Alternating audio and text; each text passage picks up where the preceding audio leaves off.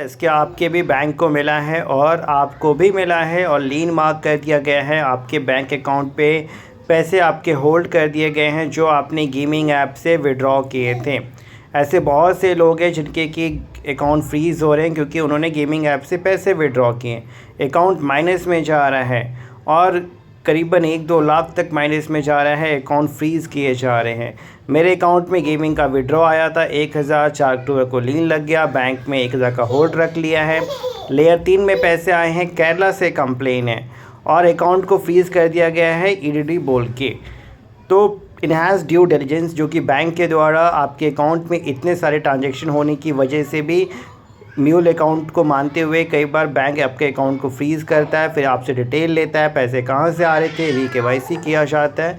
उसके बाद कई बार होल्ड अमाउंट को होल्ड करके जो भी डिस्प्यूटेड अमाउंट है बाकी अकाउंट को डिफ्रीज़ कर दिया जाता है। ऐसे बहुत से लोग हैं। सर मेरा सेविंग एसबीआई का अकाउंट है, बहुत ज़्यादा मैंने गेमिंग ऐप से पैसे खेले और यहाँ वहाँ पैसे विड्रॉ किए। अब मैंने पैसे इस अकाउंट पे लेता था, फिर क्रेडिट कार्ड से खेलता था, वहाँ से जोड़ता था, मेरे अकाउंट फ्रीज़ हो गए हैं। अब मैं क्या करूँ? Online earning app, gaming app, betting app, casino app, ये जितने भी ऐप्स हैं इसमें जो भी पैसा आप लोग को ये लोग देते हैं वो फ्रॉड ठगी का होता है, जिसकी वजह से साइबर क्राइम कंप्लेन आना, अकाउंट फ्रीज होल्ड लीन होना। I used to play an online game just for 1 to 1.5 year and made several withdrawals from this platform. However, I stopped playing around 3 months ago, but now my bank account has not been freeze yet, but I am worried it might get freeze in the future because one of my friend.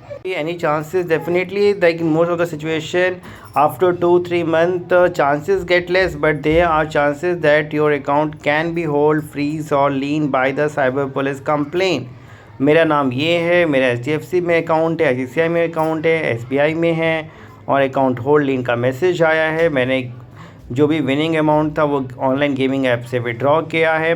अब cyber crime की complain आ गई है। Layer 2, 3, 4, 5 में account freeze हो रहे हैं। अब police station मेरे घर से इतनी दूर है, मैं वहाँ पे जाना पॉसिबल नहीं है। मैं NOC कैसे लूँ या यूँ ही छोड़ दूँ, समझ में नहीं आ रहा है। बहुत सारे गेमिंग ऐप है, सो उसमें से काम करता था, उसके ट्रांजैक्शन 2-3-4 हज़ार रुपये होते थे, ऑर्डर लगाता था, फिर विड्रॉल करता था। ऐसे बहुत से बच्चे जो एडिक्ट हो जाते हैं, इस लत में पड़ जाते हैं, पैसे लगाना फिर विड्रॉ करना रोज़ का उनका काम हो जाता है, हारना जीतना और घुमा फिरा के तो लॉस ही होता है। प्लस जो पैसे आते हैं वो उस पर कंप्लेन और ज़्यादा टेंशन। एक अकाउंट फ्रीज़ होने के बाद कई बार लोग दूसरे तीसरे अकाउंट में, बिकॉज ये लत नहीं छूटती है, अकाउंट ब्लॉक होए जा रहे हैं बट फिर भी किए जा रहे हैं।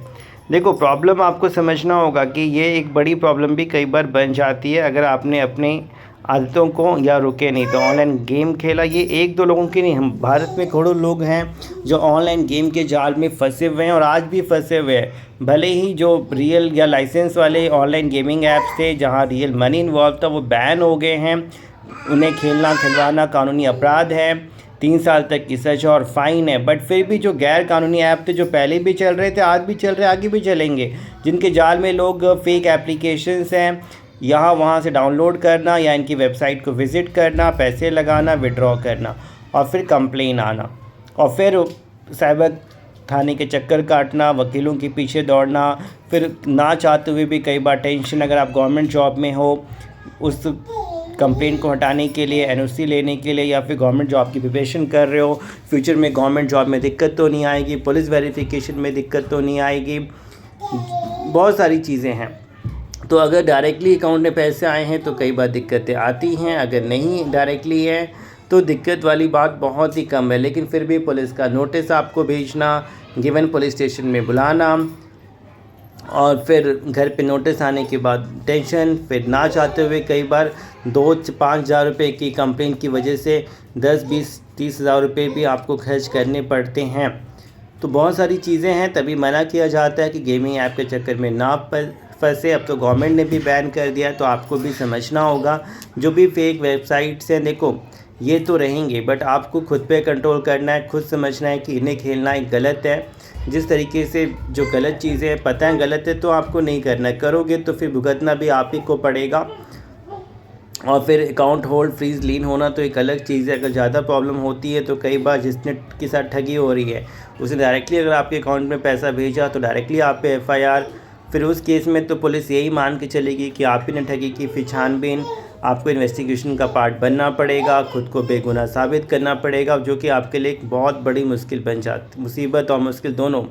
इसलिए फंसे और ख़ुद को बचाए रखें। फिर भी पता नहीं था, जाने जाने में आप फंस गए हैं किसी भी वजह से, गेमिंग ऐप से, अर्निंग ऐप से, कैशबैक ऐप से पैसा विड्रॉ किया, अब अकाउंट पे होल्ड नहीं लग गया, क्या करें, यूं ही छोड़ दें या फिर इसको हटाने के लिए कोशिश करें। कोशिश आप कर सकते हैं, लेकिन ज़्यादा आपको टेंशन लेने की, परेशान होने की या इस पर पैसे खर्च करने की आम तौर पर ज़रूरत नहीं होती है, क्योंकि आपने कोई फ्रॉड नहीं किया, आपने कोई ठगी नहीं की। आपको मेन चीज़ ये समझना है, पता नहीं था, गेमिंग ऐप खेल रहे थे, पैसे लगा रहे थे, जो पैसे आए वो आपके अकाउंट में फ्रॉड का आया, जिसकी वजह से होल्ड नहीं लगा है। होल्ड नहीं लगना कोई अपराध नहीं है, लेकिन कई बार आपके अपने पैसे फंसना, नोटिस आना, बेवजह परेशान होने वाली चीज़ें फेस करनी पड़ती है। फिर भी कोई प्रॉब्लम है, कोई डाउट है, कोई नोटिस आया है, क्या करें, होल्ड कैसे हटाएं, हेल्प के लिए आप हमें व्हाट्सअप करें। अपना समय, पैसा और मानसिक परेशानी बचाएं। वीडियो को लाइक ज़रूर करिएगा और हाई बटन भी दबाएं और चैनल को सब्सक्राइब कर लें और जुड़े रहें हमारे साथ, किसी भी कानूनी मदद कर।